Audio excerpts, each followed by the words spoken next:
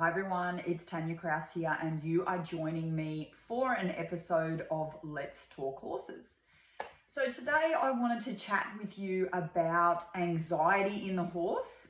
The next few episodes I'm going to run through some viewer questions. So this is a question that's been submitted. It's one of my favorite topics because I've helped so many people and so many horses with anxiety. It is very much a modern horse problem, and we'll go into the reasons for that a little bit today, but what I wanted to give today was some broad strokes in regards to helping your horse with anxiety when some of the methods that you've already been using aren't working. So the viewer question was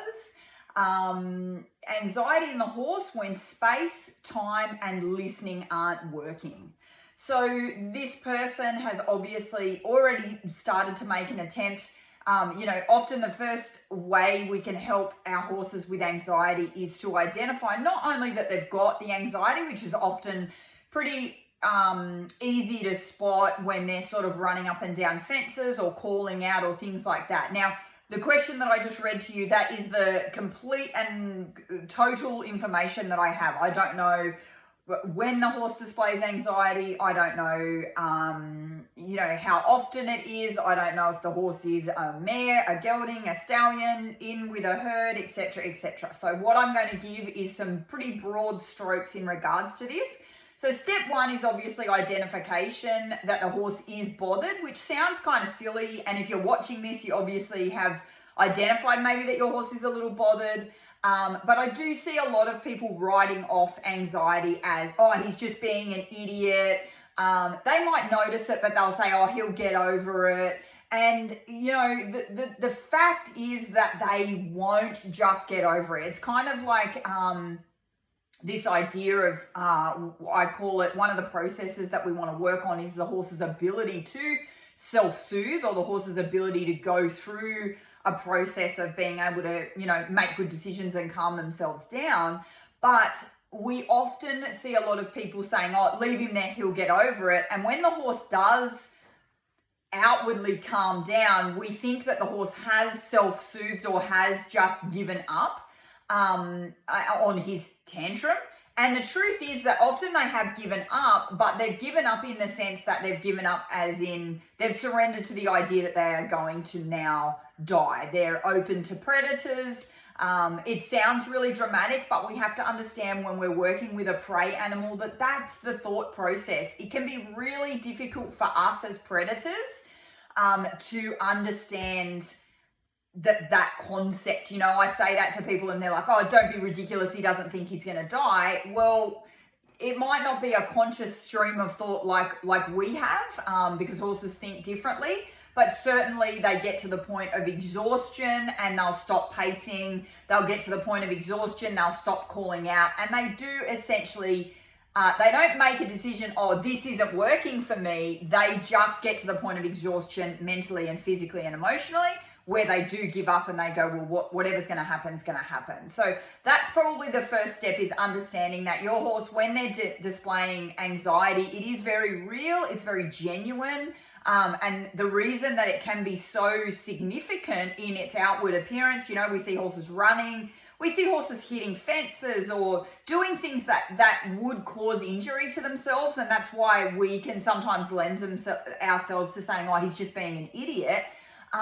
But what we have to think is, wow, that horse is so far emotionally distressed. That horse is so distressed that they're physically incapable of assessing that pouring at the gate is going to result in, them getting caught, or running up and down the fence is going to result in them maybe hurting themselves or something like that. So when we start to look at it in that capacity that, wow, this is distress, then hopefully we can understand that we need to step in. So obviously this person has identified that the horse is anxious, and they've tried to take steps, as she said, when space, giving the horse space to go through that process, time and listening aren't working, okay?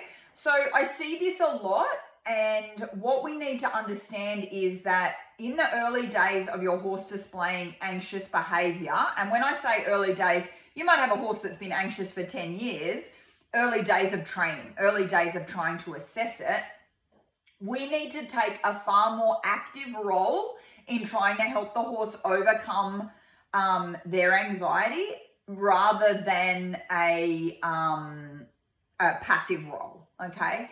So sometimes we might see demonstrations where the horse is suffering from anxiety and it looks like the person is taking a really passive role.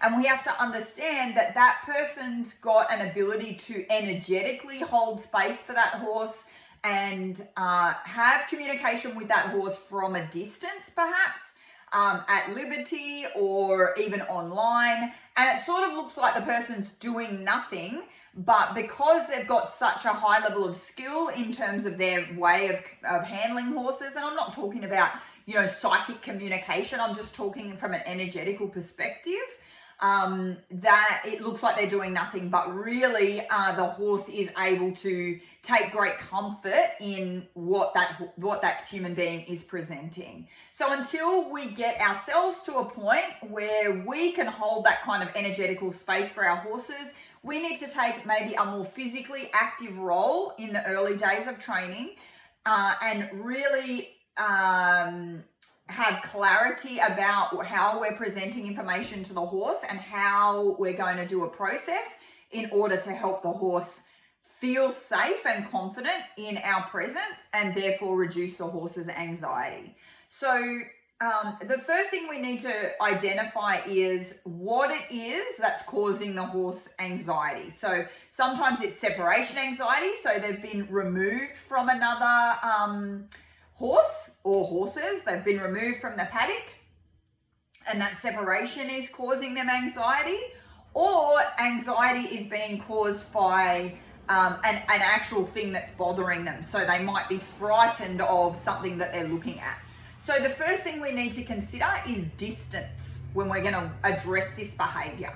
Because when the behavior is at a level where the horse is out of his mind, it is very difficult to break that cycle and have an open line of communication. So the first thing we need to do is assess distance and get ourselves to a distance that the horse is, they still might be demonstrating a little bit of bother, but it's intermittent bother rather than full-on escalated behavioral issues. So what I mean by escalated behavioral issues is when the horse is at a peak state where you feel like you have absolutely no way, you're kind of on the lead rope, the horse might be running or pulling, their head's really escalated, they're yelling out to, they're whinnying out to the other horses, or they're trying to pull you away from the thing that's scaring them. They're really in full-on flight mode, and there is really no way of communication with this horse.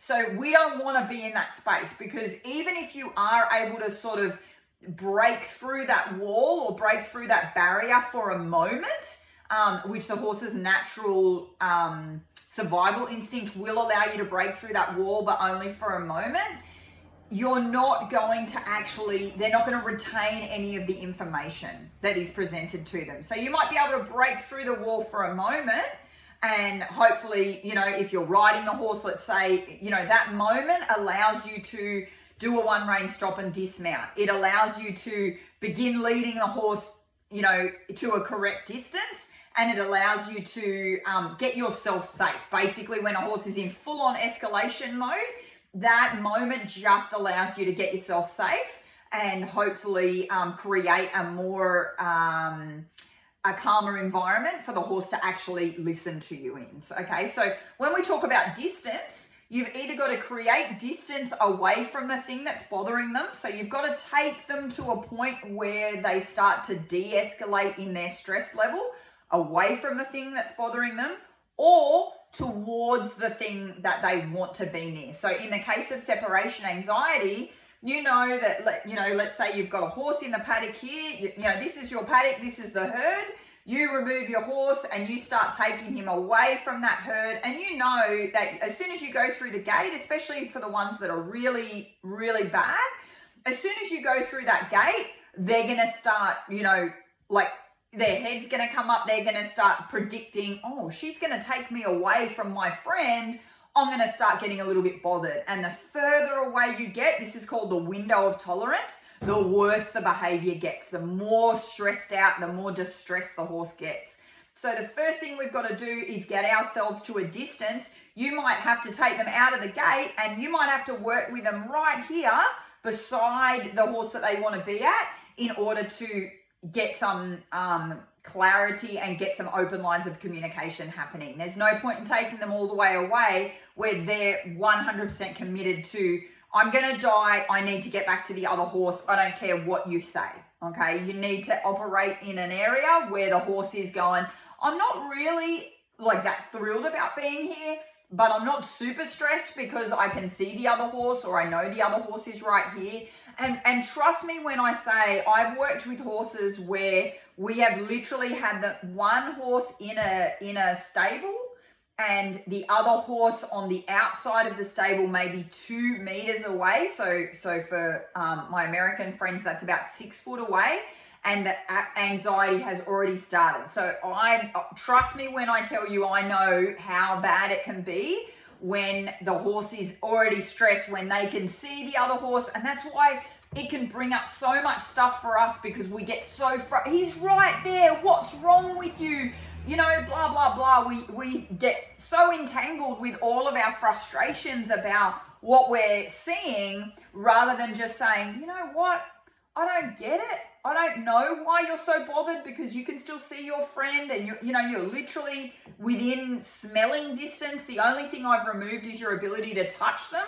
I don't kind of get it, but I don't need to get it to understand that it is super distressing for you. So, step number 1 is to work within an appropriate distance so the horse has still got an ability to listen to you. The second thing we have to understand is that horses by nature want to move their feet. I can't stress this enough, because what humans want to do is we want to go still and assess and watch. Horses by nature say, move your feet, okay? That's why when they get separation anxiety, that they will run fences, okay? That's why they'll move up and down fences, because nature says, when you're worried, move your feet. When you're worried, move your feet. When you're worried, move your feet. So it's up to us to take that information and use it in a positive way. So I see a lot of people using the moving your feet thing. It's something that's been around for a long time. It's not new, but we misinterpret it and we take it to mean, oh, I'm going to put you out on the lunge and I'm going to move your feet until you're tired. That's not going to work, okay? It's actually going to escalate the horse more. So the more you start chasing him around on the lunge, the more the horse is going to say, that you're layering pressure. So now not only have you removed me from or taken me towards something that I'm scared of, not only have you put me in an unsafe situation, you're now not displaying leadership skills, because now you've turned into a predator by chasing me around on the lunge and putting pressure on and all these sorts of things, okay? So moving your horse's feet does not mean sending him out on the lunge, all right? You may need to put him on a circle to keep yourself safe. If you've got one that's really sort of big and a bit wild, you might need to say, hey, I don't love that, so I'm going to go ahead and put you out on the circle here. But the 2 most important factors that need to be addressed while you're on the circle is, 1, that you don't become predatory, that you're not saying, you're going to trot, you're going to canter, you're going to change direction. We see all that dust flying up, okay? The second thing we're not going to do when we put a horse on a circle is abandon that horse. Okay, I see that as well. Oh, well, go out there and the horse is zooming around the person and the person's just passively standing there, allowing the horse to do whatever it wants. Basically, that's kind of like a sink or swim situation. It's like throwing a kid into a pool who's scared of water and watching them panic and go, oh my God, and you standing there going, oh, you're right, like I'm right here. That's not helping that kid, right? That kid is literally looking at you going, why aren't you helping me? I feel like I'm drowning. And they might not be drowning. Okay, I use this analogy a lot because kids kids that have been taught to swim in a negative way, in that way, off you pop, you get in the pool and they're terrified of the water, and we, throw them into the pool and it might be shallow and you see this little kid screaming and they're that distressed. They, in that moment, think that they're unsafe. They can't listen to you standing on the edge of the pool saying, oh, you'll be right, you're in shallow water. Okay, that's the same as your horse. If you're standing there and the horse is freaking out running around you and you're just standing there, and I think maybe that's sort of what's happened here by the way the question's been formed, like when space, time, and listening aren't working. We can stand there passively in the middle and go, oh, I can see that you're distressed, so I'm listening to you, but the horse is like, yeah, that's not helping, mate. Standing on the edge of the pool saying, yeah, you'll be right, calm down, that's not helping the situation. So you have to take an active role in facilitating the horse moving their feet, but in a directional way, but in a way that we're holding the horse's needs, not in a way that we become predatory. Okay, so appropriate distance, moving their feet in a positive way. So again, if you've got a horse that is super crazy, you might allow them to go out onto the lunge, but what you'll do is very quietly cause them to walk. If they want to canter and things like that, you're going to interrupt that thought behavior. You're going to do maybe a hindquarter yield and ask them to go. But again, it's not in a chasing way. You do not need to match these horses' energy. You do not need to match these horses' energy. Do not become as elevated and anxious as the horse. You've got to think, if you were in a room where there was an emergency evacuation and there was someone standing in the room saying, oh my God, come with me, we all have to exit, ah! You would not be attracted to that person. If you saw someone calmly standing there saying, attention everybody, we need to move towards the exit, please follow the green exit signs, you would be attracted to that calm yet active energy that they're telling you what to do. Okay, that's what you've got to be for your horse. You've got to say, hey, I can see that you're worried, but we're going to go left and we're going to walk, or we're going to go right and we're going to walk. And don't forget that hindquarter yield is a pathway to your horse's brain if you're not chasing them. Okay, if you're not chasing them, you have to allow that change of direction to happen, or cause that change of direction to happen in a holding space, calm, assertive, active way, not a passive way, but not an aggressive way either. Once you've got, the other thing that you can do to move your horse's feet is to lead them. Okay, so I do a square exercise where I might lead my horse in a square, because what happens when I'm leading my horse is I give them something to follow, me. Following provides the horse with security, because I'm in front. Horses are followers by nature. When you see them all moving in a herd situation, or if you call them up for dinner, or you see them all going to water, quite often that herd will be in a line in some, they're not necessarily nose to tail the whole way, but there is generally sort of one, and then it'll fan out depending on how big the herd is or how big the mob is. They'll fan out and then they'll come into, but they're all sort of moving in the same direction. So you're facilitating your horse moving his feet. If it's safe enough, I would prefer to lead. If I'm safe enough, if my horse isn't super rearing and wanting to run and being crazy, I'm going to go ahead and lead them to facilitate moving their feet, but it gives them direction as well. So the horse goes, oh, okay, you know where we're going, you're doing it calmly, this offers me security. So I often do a square exercise where I'll walk a square, and the reason the square works is because it's got inbuilt turns. So it's got that inbuilt change, walk, walk, walk, change, walk, walk, walk, change. And then I'll do the square, say I'm doing a square to the left and my horse is on the outside, obviously that draws the horse towards me. I'm walking and then I turn left, so causes the horse to come towards me. So that offers a draw, it offers them a link on.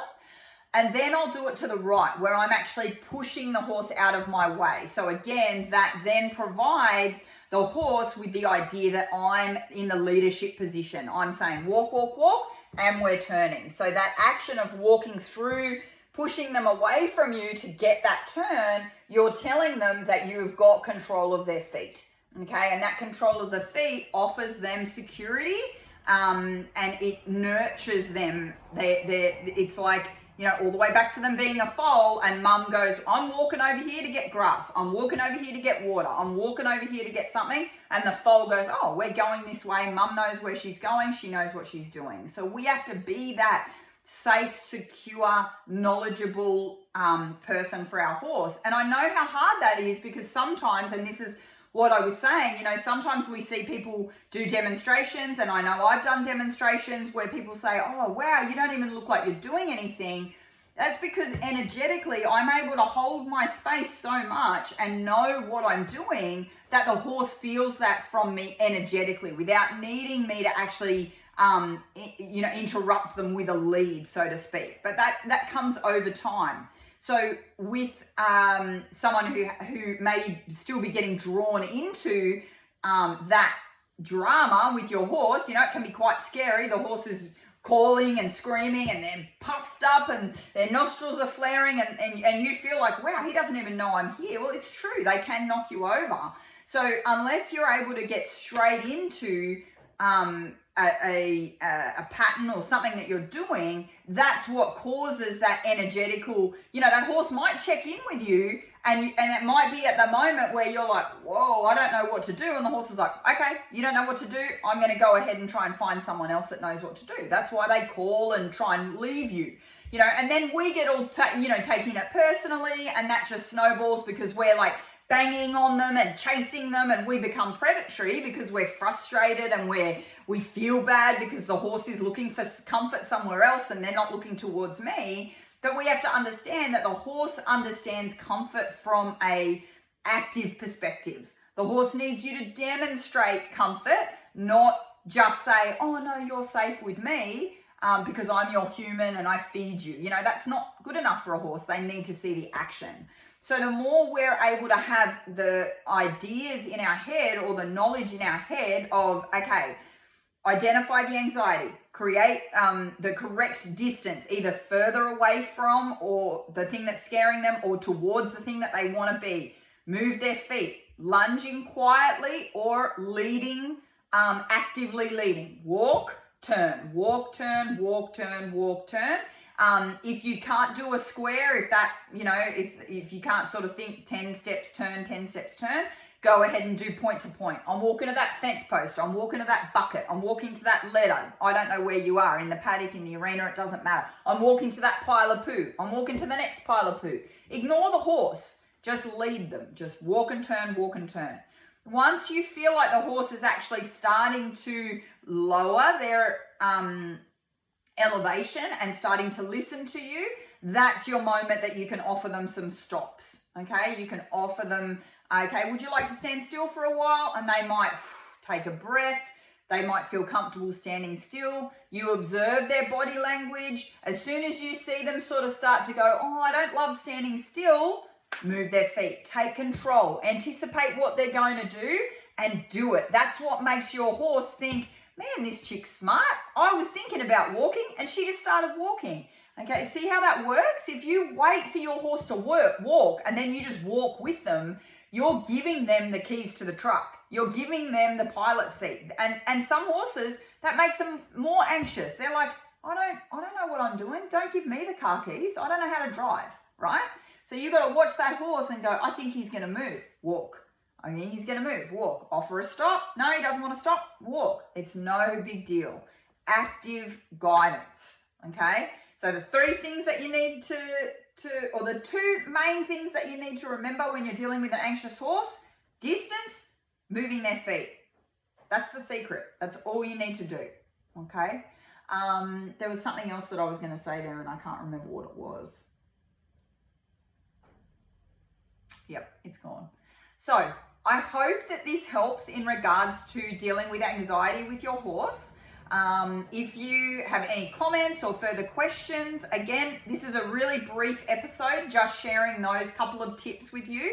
That'll definitely get you started. Anxiety is a really comprehensive topic, and you can see how passionate I get about it because I see it so much, and it can be a simple fix as long as we know what to do. Just remember that your horse is looking for your active participation, your active guidance, not passive, not just going, oh, well, we'll just do whatever, and not aggressive. They're looking for that leader. They're looking for that comfort zone in the middle. That's what they're going to be drawn to. I hope this helps. Let me know in the comments how you go. Thanks for watching.